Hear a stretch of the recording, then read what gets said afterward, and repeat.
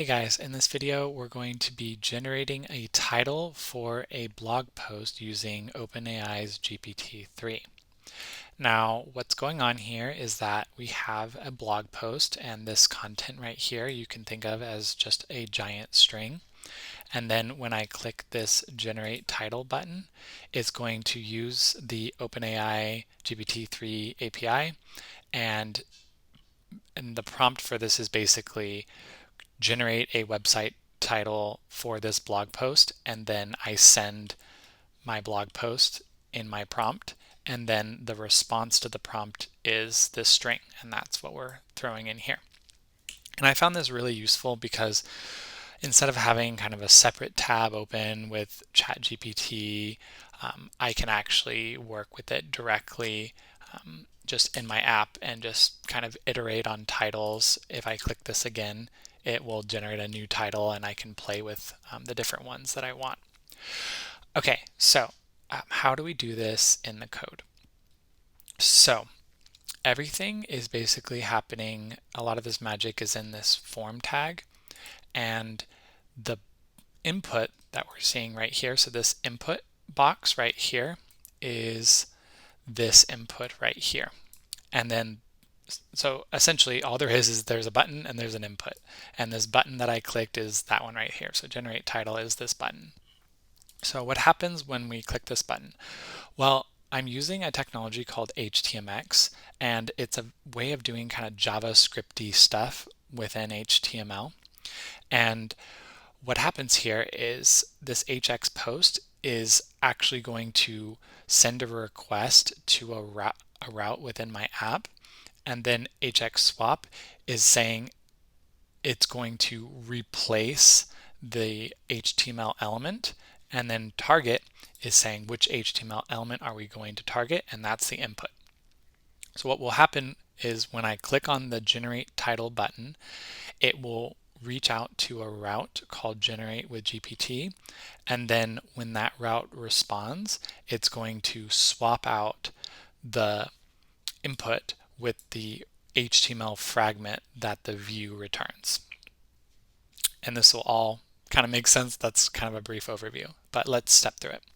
So the first thing you want to do is create a form and set up this button and input. And then within your urls.py, where you define the routes in your app, you'll set up a new path, and this will point to a URL of your choice, and then that URL is tied to a function-based view. In my case, I'm using a function-based view, and that will be defined within views.py, and you want to make sure you import it and link it up. And once this route's in place, we can actually jump into writing the view. And the view is called generate with GPT input value, and this is what receives the request that Htmx is sending. And then this is the function that will return an HTML fragment that will swap out that input with the response title. So the package I'm using is just OpenAI's Python API. They make their own package, and it makes it really easy to work with their API. And I'll skip over this function because this function is called in just a moment. And the first thing we'll want to do is get our API key.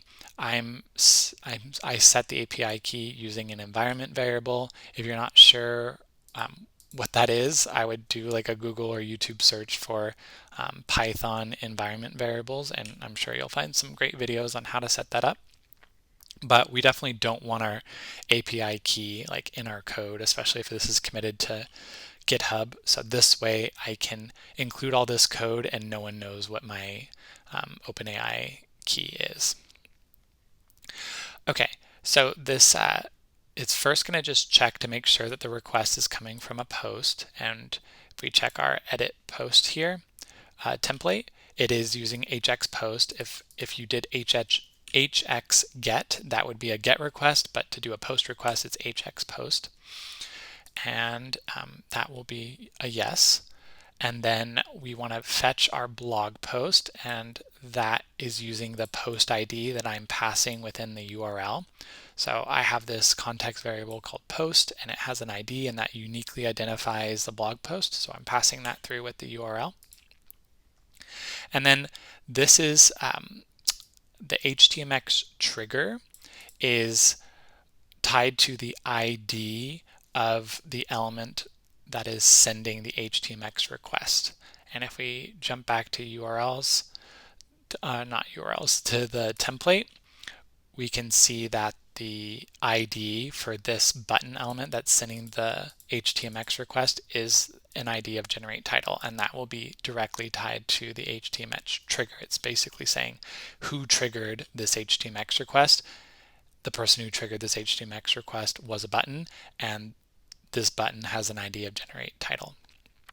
And that's just to make sure that if I'm doing other Htmx requests, I want to make sure it's this particular one from this button. And then this is the prompt I'm using, and I say no pretext or explanations. That's basically, I don't want it to say something like, hey, here is a title for your blog post. Like, I really don't want that. I just want the blog post title. So this seems to be pretty consistent. If you know of a better way to do this, let me know, but this seems to work for me to make sure that only the title is returned, not any extra kind of explanatory text. And it says write a concise website blog post title for the following blog post. And I'm using an F string here to pass in the blog post content. So after I fetch the blog post content refers back to content. This is the blog post content, and this post could be short, it could be long, but it's essentially the meat of the blog post. So we're grabbing the blog post content, and then we are running it through this function called getSaveCompletion, and then that will basically be a string of the GPT response. This will be the title. And this is where some of that magic's happening with Htmx, where I am generating a whole new input. So this is actually a whole new like HTML fragment, and then I return that HTML fragment back to the template so it can swap out the outer HTML of that existing input. And this input is exactly the same as the one I'm replacing. It's using the same name and the same ID. The only piece that's changing is it's appending a value field, and the value field is grabbing that completion and making sure that the value, which is this is the value. So the value of an input is the string that you see, and it's making sure that that value is a completion. And that's basically it. I'll now just kind of go through what this getSaveCompletion is doing. It's using OpenAI completion. This is just the way you send prompts to OpenAI. We're using the text DaVinci 3 model, and that's a GPT-3 model. If we go to models, I'm on the OpenAI documentation right now, and we can see there's GPT-3 as a model, and then within GPT-3 you can use these models. I'm using this one. It says it's kind of the most capable. It's got training data up to 2021, whereas some of these other ones are a little bit more outdated. So that's where I'm getting that string text DaVinci 3 from. And then the prompt is going to be that prompt I'm passing in right here, and I pass it right into the function. And then max tokens.